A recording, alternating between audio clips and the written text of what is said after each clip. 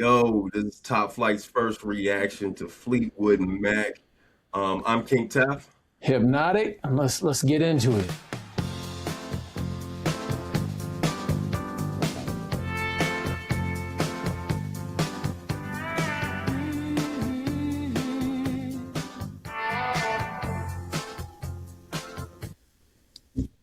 You remember? You know what this song is actually?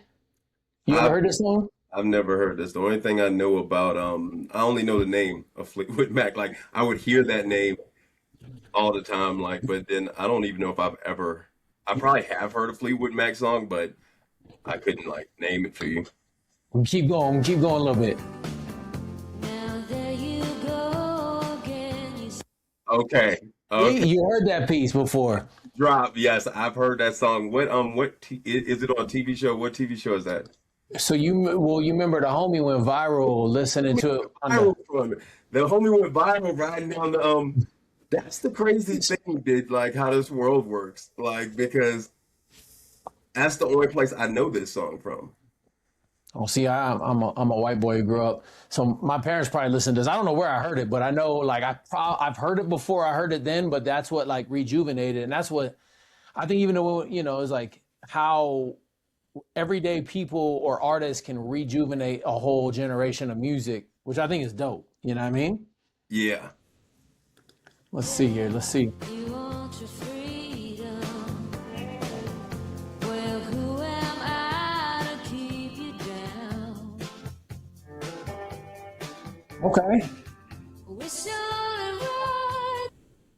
So what you think is I think lyrics back then, I think people were going through a lot of pain. You know what I mean? I think they all, even now in this day and age, people are going through a lot. But I think back then there was lots of, I don't know what year this was created, but I feel like in the midst of war or, like lyrics and pain, and you could just feel I don't know, the reality in the music. What do you Yeah. think?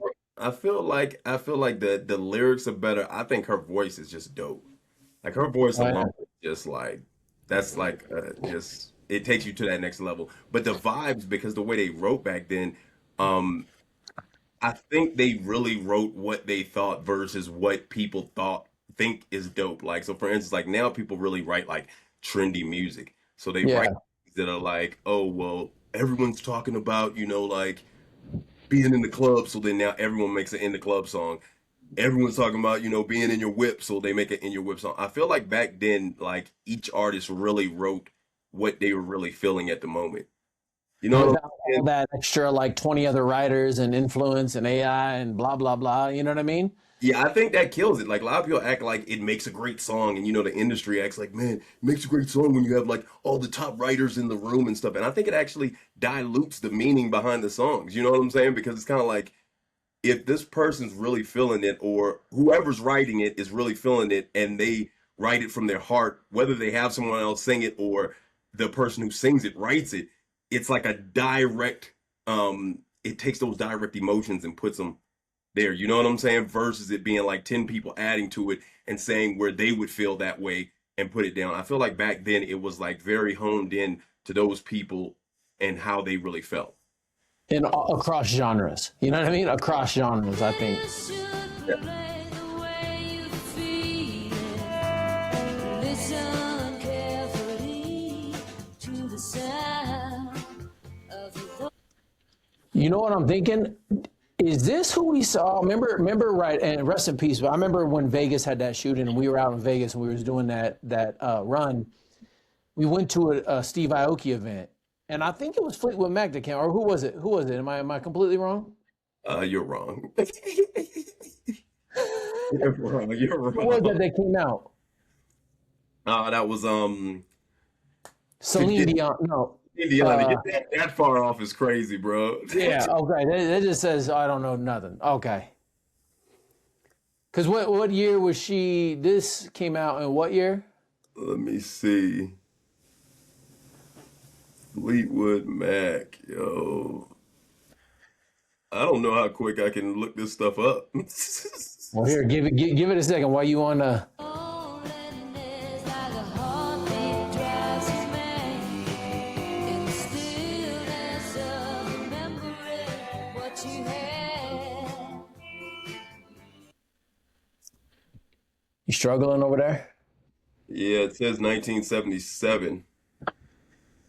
Well, that's before I was born. So you better get your mom, my mom on the call, and they break down some history for us, make us look ignorant. You know what I mean? Yeah, this is around the, the like the hippie times. The crazy thing is like because the college I went to, they used to play music like this, but I don't think I wasn't really paying attention. I was just walking around, you know what I'm saying? But it was like that was like kind of like the vibes with a lot of kids at that time. They kind of brought it back. And this was that vibe that like just that, you know what I'm saying? That like chill smoke weed vibe feel, you know? Smoke weed, do acid. Now they be like MK Ultra days. You know? And what you love and what you hate. Their voice is crazy though. Like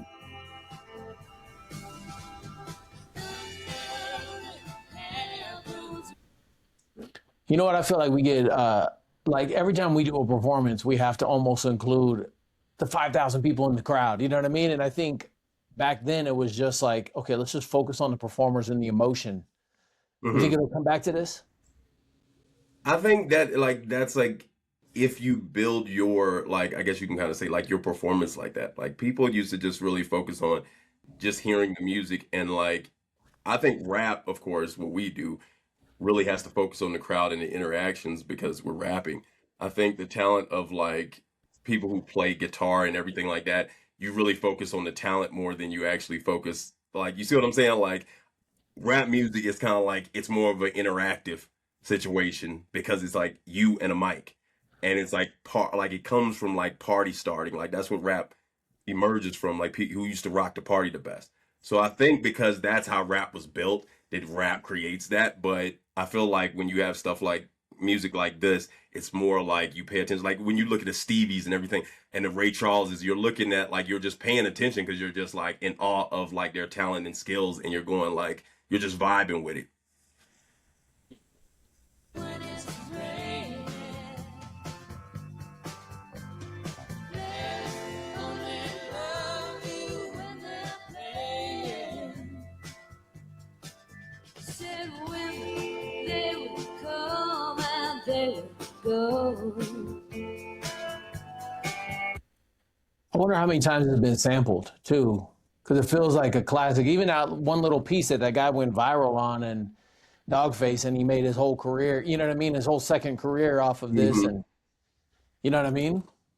I feel like they the that first piece I feel like more people have actually made samples off of that little first piece, but I'm not for sure. Like I'm wondering if I've just like if just because of that video I've heard it so much since then and I've been paying attention to it because I don't think I ever like noticed it as much, but then I kind of feel like other songs actually have that first piece in it.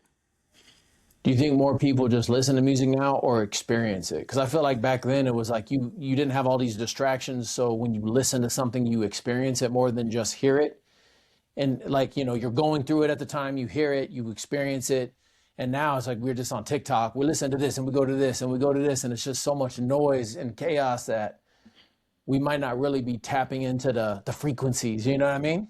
Yeah, I feel like because of there's so many other choices and so many other things to do, I think we kind of like almost just skim over the music versus what they used to do. Because when you ain't got nothing to do and you listen to music, it's like you're more like into it. You know what I'm saying? Because if I ain't got nothing to do today and I'm just listening to music and I'm just chilling on my porch, just drinking something or whatever you're doing, you're more like, I guess you can kind of say you're accepting more of the music versus, hey man, I'm trying to play basketball and then I gotta work and then I gotta do this and then we got TVs playing and then all this stuff like that. I feel that ends up cutting out a lot of what you pay attention to in music. And I feel like that's why a lot of new music I don't even get into because I'm doing so much. I feel like in my life earlier I gave it more of a chance, like because I was sitting there, I had nothing else to do. I would listen to songs for days, like the same songs. You know what I mean? I buy an album, even the bad songs on the album I would listen to, but the good ones, they lasted for months, years. You know what I mean? Still to this day. Hmm. When the rain washes you clean, you'll know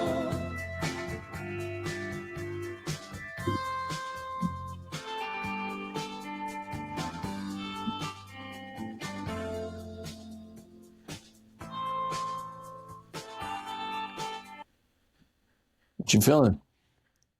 I What like. you think of that outfit? What was that group? It was a group that used to sing the Staying Alive group. Oh yeah. Is that the Bee Gees? To sing Staying Alive. They used to all Uh, wear those white looking suits like that. That was a vibe back in them days. you came out with the suits. I did come When I out. met you, you was suited and booted, man. I didn't know about them suits, but like if I knew about them suits, I would have probably came out with them suits if I came out back then. We're from the era where suits don't fit. Yeah, You know what I mean? You got them shoulders coming out and they baggy. the baggy suits from Harold Pinners. Yeah, man, we was wearing the baggy suits, and then we kind of like, well, lately now that we got an actual tailor that makes our suits. Now they fitted, but yeah, But you man, got to stay within that weight range, man. We can't miss up 1 pound, and now that everything's so precise. I know, you can never wear that suit again. Now here I go again. I see crystal vision. I keep my visions to myself. Keep my visions to myself. So when you tell people your dreams, they crush them. They don't believe you. We know that. The crazy thing is we always talk about rappers have so many metaphors, but then we never really pay attention to like some of these songs and the metaphors within them that make you go like, woof.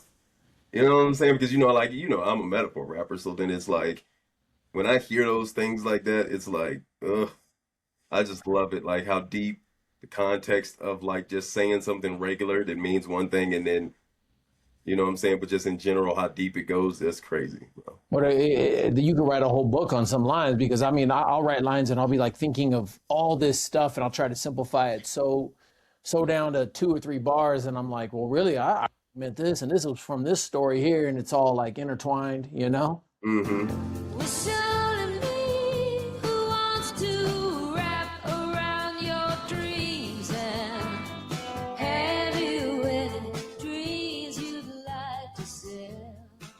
Dreams of loneliness, like a heartbeat drives you mad. In the stillness of remembering what you read. Dreams you'd like to sell. She probably been in the music business, you know what I mean? That's all it is. That's the entire music business. And what you love, and what you had, what you love. Nothing happens when it's raining.